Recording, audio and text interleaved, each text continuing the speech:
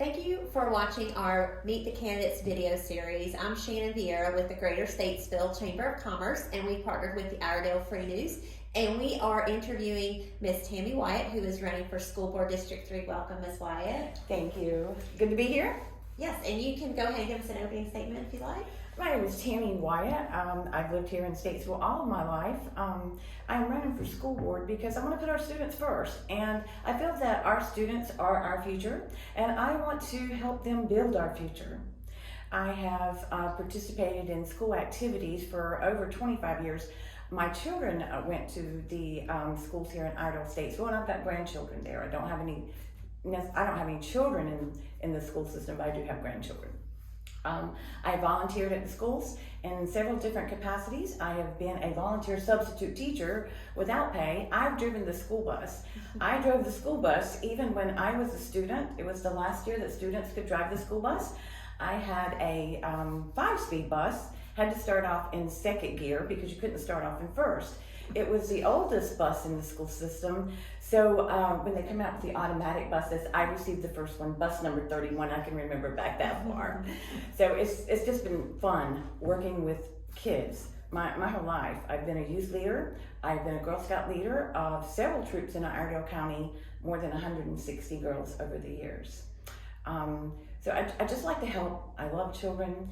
My pastor calls me the Pied Piper. He says, where I go, children follow.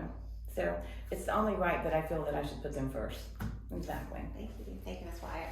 And you've already, the first question you've really already touched on, so if you want to just expand on any of that, is what school district or community activities, organizations have you been involved with? Well, I have, like I said, I've been a substitute teacher at several of the schools. I've also driven the school bus on North Iredell, Central. I have volunteered for the book fairs. That is my favorite, watching the kids come in and purchase the books. And, you know, if they don't have enough money, I don't mind donating the money so they can get the purchases that they need. So anything that I can possibly do to help, I'm there to help. What is a school board member's role and responsibility, and how does that differ from the superintendent's or administrator roles? Well, I've heard that the one of the most important roles is that they get to hire and fire the superintendent. Not the teachers, not the principal, but the superintendent. Also probably manage the budgets. Very good. And you've kind of touched on this again, but what experiences or skill sets have prepared you to serve as a board member? Well, I have managed probably more than 10 businesses right now in business and finance management for 25 years. Let's see, so I'm probably sure that I know how to manage, prepare, and probably execute a budget and stay on budget, and also probably know where to make those cuts in the budget. So that's how I feel about that one. And what do you think is the greatest challenge facing the Iredell-Statesville school systems? And in those areas that need improvement, what are some of your solutions? Well, I think it's going to be retaining staff and good teachers. And I'm thinking I'm not sure how to go about doing that. I would think that we would want to do surveys and see what matters most to those teachers, and, you know, trying to make it a good workplace, but also, you know, making sure that they get the salaries that compensate for the job that they're doing, which is one of the most important jobs, and that's teaching our children. And what is your philosophy when it comes to following like the safety protocols made at the federal, state, local government for the students and staff health and safety? Well, it depends what the protocols are. I'm not for mandates. I think it's everyone's personal choice, those type of things. But for following rules, I've tried to do that most of my life. But I am open to suggestions and, you know, trying to find a way to where everything works out. That's fine, but to have a mandate placed on me, I don't like that, no. And what could and you've already touched on this, so what could the district do differently to recruit, hire, and retain highly qualified teachers and administrators? Maybe it's probably lower the standards for some of the testings and those type of things, and probably encourage parents to work with students more at home so that they can keep those grades up and that type of thing, and not put all the pressure on our teachers. What issues do you, again, you're answering the questions before I ask. Oh, I'm them. sorry. No, I love it. It's great. Okay. What issues do you believe your district needs to address in its academic program and offerings, and what changes would you recommend?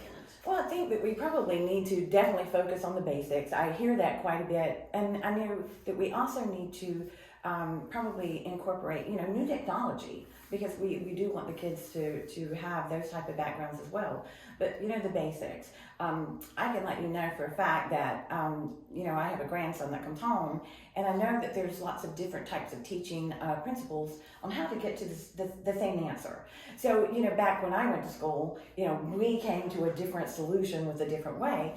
And when I'm trying to help him with his homework, Grandma, that's not the way we do things. And I thought, where's your textbook? And he says, we don't have textbooks. So it's like, we need some textbooks to bring home so that some of us grandparents can help our grandchildren with their homework. Can you repeat the second part of the question? Oh, just what changes would you recommend? I think you. Well, another thing that I would like to change, and I do see this with the older students, as a person that employs young people when they get out of school, a lot of students, and I'd like to call it life skills, a lot of students don't know how to write their name in cursive. It's something that's not being taught. They don't know things about contracts. They've never filed income taxes. They're starting to get their jobs. They don't know how to service their car and make sure it needs oil changes. They probably don't know how to balance their account, which they're putting their money in from the job that they're getting at 16. So I'd like to see some of those in maybe like the junior or senior years, and just call it life skills. Prepare them for their future. So what solutions do you recommend for building a new high school when the costs have exceeded the funding? Oh, exactly. Well, pretty much when they have exceeded that funding, there's only two choices. You still got to erect the school. Mm-hmm. So it's going to be fundraising, and I'm probably sure you need to try to get more grants. What is the role of the schools in teaching children about topics such as sex education, cyber safety, wellness, bullying, and character development? I think those all are very important things that they're teaching the kids. Cyber protection, that in the schools is very important, as well with the businesses that we manage now, because it does happen a lot more frequently than most people know. So those are very important topics, and I definitely would put them at the top of my chart. Final question: given all the issues that arise for the students and the administration, how can the board stay focused on student achievement? Well, first of all, they probably need to listen to the students, the parents, the teachers, and they probably need to work together as a team and not tear each other apart. So I think that it would be team success to students' achievement.